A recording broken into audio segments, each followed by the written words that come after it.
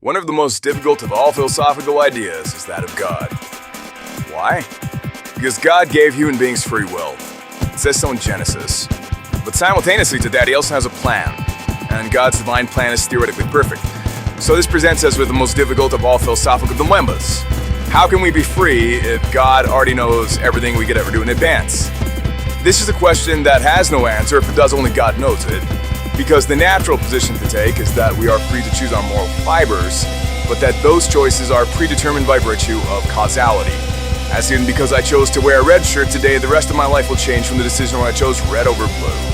And this is true of every single decision that we ever make. They all echo out and reverberate throughout life. So, you may just want to ignore the problem of free will, to say it's academic to argue with, because causality has much more evidence to prove it exists than free will does. But the problem of free will shall haunt us until we solve it. In my work, you either believe in God or you don't, because you see things that either take your sanity or you accept the madness. Still, I'm weak and beset upon by the nothingness in my own heart, threatening to consume all my mind.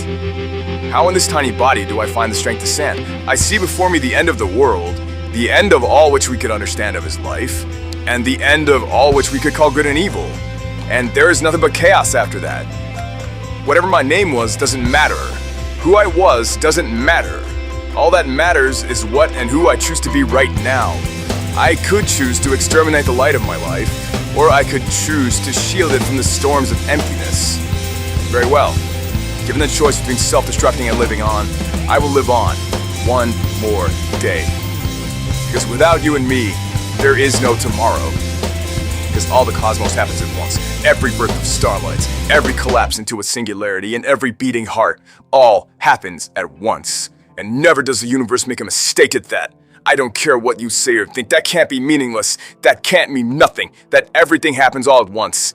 And so they will tell you that songs and symbols within them are meaningless. But you must resist this, because no matter what rationalism says, you cannot believe that the Ninth Symphony will ever die.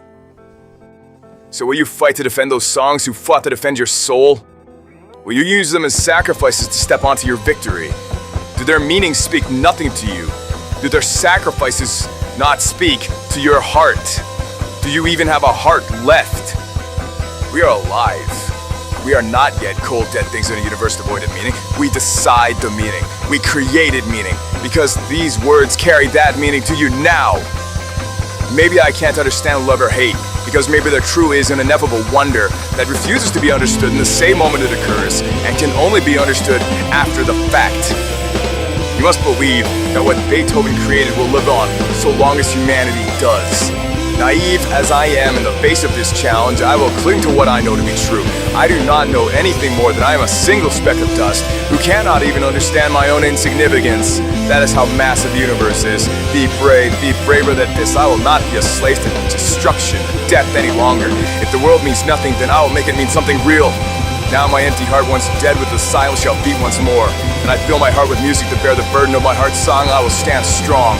Even if the end comes in my life, I will watch and bear witness to the end of the world. That is my ultimate faith, and so be it. I am just a single speck of dust.